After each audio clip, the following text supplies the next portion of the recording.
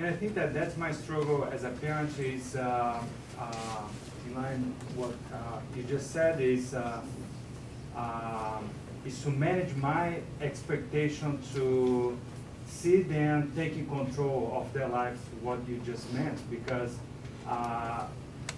they are here, they have all this goodness and parents, all the community around them, but you still see them taking upon that, think that they need to act that way, or they need to do this way, or have this friendship, or act this way, instead of growing, I don't know if I want my kids to go fast, or to have this, the level of understanding that they can take control right now, at this age, at 16, 15, they can start taking control of their lives. And I think that that's my struggle as a parent, is manage my expectation to see them growing in that level. Mm-hmm. Right, good. And just the fact that you're noticing that, you're trying to manage your expectations, is huge. So congratulations, you're way ahead of a whole lot of parents that haven't stopped to think, what are my expectations and are they realistic and suit this particular child? So we'll talk some about that, the uniqueness of this child, and how much to expect and how much not. Yep, good. Yes, Mom. That was actually where I was going with 4 kids, children that didn't always live with me, so I had to kind of reparent, but parenting with what they can do. Like, I have the child that was always the straight A student, but her siblings aren't that way. So trying to be intentional with their strengths and their challenges, having some sense of, stability, certain rules that aren't negotiable, but parenting that particular child. Right. And them not, even though I don't compare them not comparing themselves. Because my daughter will say that all the time about her older sister. I'm not her. Right. I'm like, I'm not comparing you, but she compares herself. So it's trying to figure out that balance. How to help them do that, how to help them. They're comparing themselves to other people all the time too, particularly siblings, particularly you. And so a lot of that, we'll talk some about individuation and just try to, how to, each one is unique. It's so daggone hard to parent, isn't it? If you have more than one kid, just the kind you got this one figured out, you got this other one. None of, where'd you come from? Now I got to adapt to you. I have to be who you need me to be right now. So it is hard. It is really hard. But some of it is simpler than we make it. And there's some go with the flow. And there's some, hey, I did the best I could. Luckily, I believe there's a God that's going to take care of it. So hang on to that thought. All right, anything else really burning that you want to make sure? Yeah. So Thanks, Mom. I think to follow up expectations, for me it's been a challenge around school and honoring who my son is and how he approaches school and schoolwork, but yet holding him accountable to what he needs to do in school, but yet still struggling with sometimes not agreeing with the schools. And it's just the school thing has been really hard. Right. The day we dropped him off at school was just like, All hell broke loose. yeah, really hard. So Yeah. just balancing that all out. That is very, very hard. And some of it has to do with separating what's my problem, what's the kid's problem, what's the school problem, and trying to sort all that out on any given day with any issues. I think we're going to hit on some of that. So And then the last piece on that, I'm sorry, Yep, is that's okay. them being able to connect to their future. So what they do today have an impact, so Right. studying, or whether interesting, is that me, is that them? Right. Yep. Connecting to what happens now does predict something of your future. And it's so hard for us as parents because we know that really well, and I would suggest we overdo it. I used to sit with so many parents of 7th grade boys that were convinced their child would be a juvenile delinquent. And I wanted to say, give him a minute. Give him a minute. It's going to work out. And there are kids who just need longer. And it works out for them. And we can relax as parents and connect with the real child that's in there. They will get that time that they need. Sometimes we think too much. It has to be when they leave, they go to college and everything is all set and they're ready to go and they know who they are and what they're already. No. For many, they're going to stumble a lot along the way. And the cool thing is they turn out. They come back around. If they feel that connection, they've got some boundaries, feel grounded, they're gonna make it. They're gonna get those wings. They just may not get them in quite the pace you thought. They might not get them in quite the way you thought they would fly. But they do get them. See, I've lived long enough. The good thing about being old, you get to see some things work out. You never thought would. Okay? So hang on to that thought, and it will work out. All right, let's do some. Time is gonna be my enemy today. Let's go through some tips about how you might go along with your kids during this phase and hit some of these topics that we've been talking about. And I've pulled some things that I hear teenagers say. Can you believe my parents is one that we hear. And I think what our response around that needs to be to get an attitude adjustment. The attitude I think helps carry us through adolescence successfully is I'm on your side. There's a cultural thing that says we are enemies at this stage. Poor you, you're raising teenagers. Isn't that hell? Aren't they horrible? No, don't buy that cultural thing. I'm hoping some of you are actually finding you're better at raising teenagers than you were little kids. But I hope you can be counterculture and not buy into the fact that you have to be enemies. And it needs more than lip service, though. I'm on your side. It's not good enough to just say that. It's got to be seen. And I think what we can do is think about, are you an encouraging influence on their lives? Or are you one more in their lives? Are you an encouraging influence? Meaning, do you know how to build on their strengths? Do you know how to notice their strengths and support those, remind them of their strengths and build on those? Do you show confidence in their abilities? That's an encouraging thing to be able to do. Do you value them for just who they are as opposed to what they do? Common complaint of teens, but it's you find ways to just let them know, I love you in my family. I love that you're my kid. Okay? That's all. It's not, I love how you contribute the sense of humor to our family. Just, I love that you're in my family. It feels awkward to say it even because we're so not used to it. But I love you just because you're you.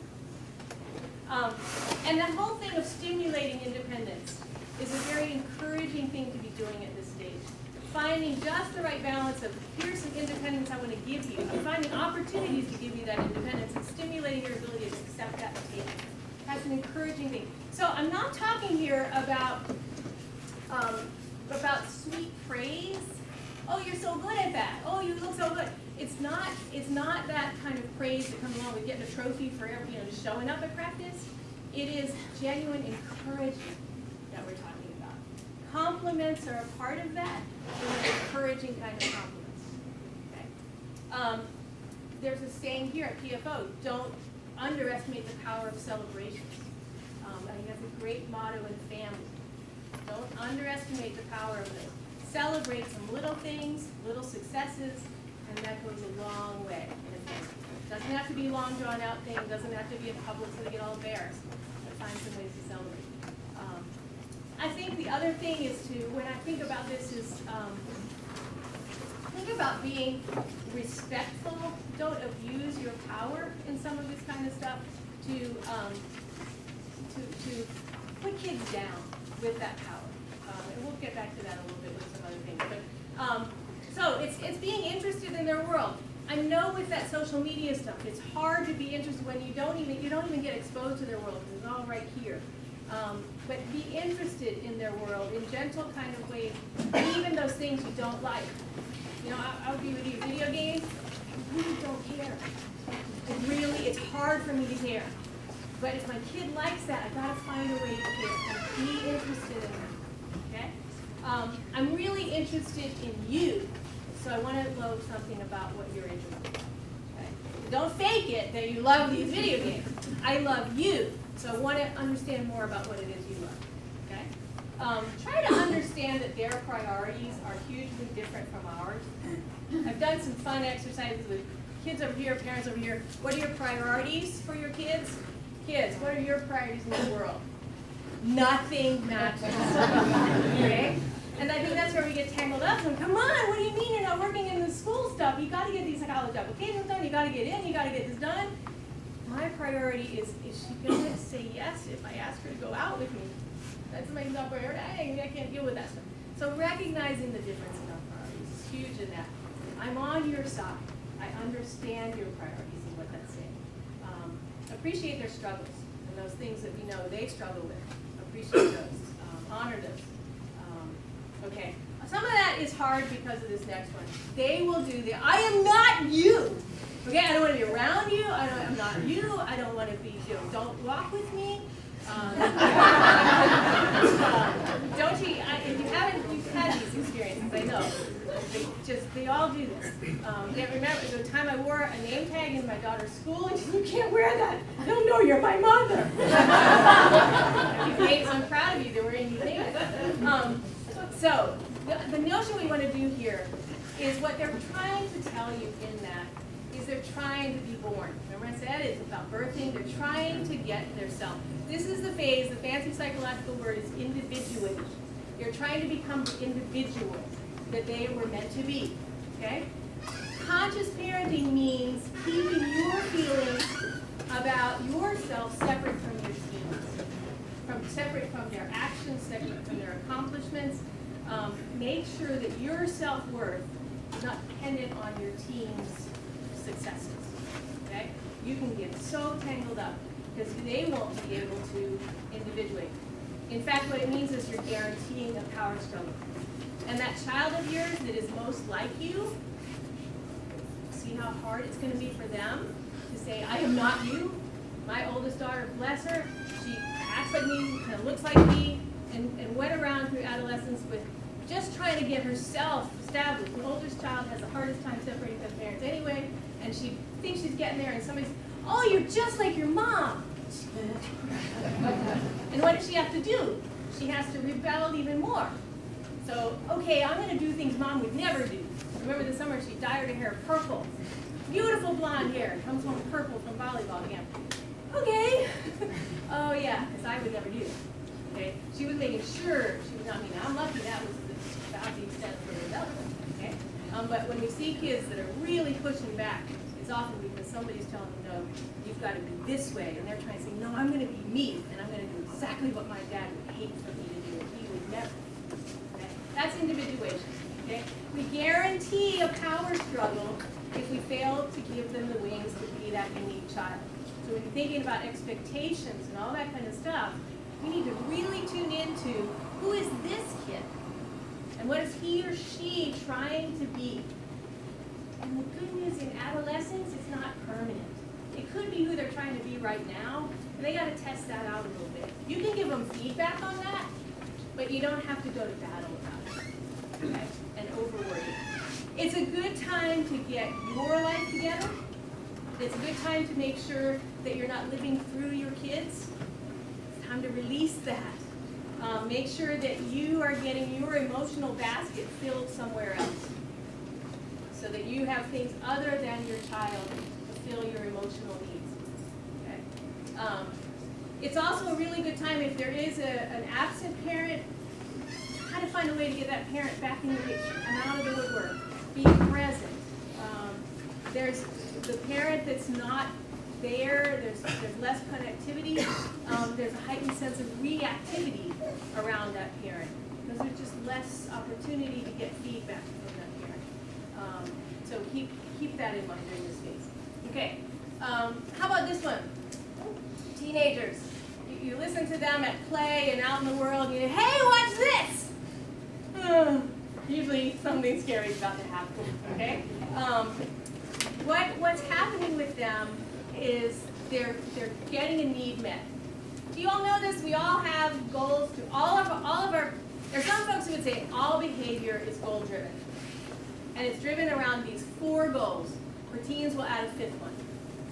We all have a need to feel safe. Okay? Most of us are safe in terms of housing, food, all that kind of stuff. Are we emotionally safe? So we all need to feel safe. We all need to feel like we belong. Okay? I love t-shirts. They're a symbol of a community and belonging. So they work. I need to have a sense I belong. I need to have a sense I have power. And I need to have a sense of centeredness. And I can withdraw and be centered.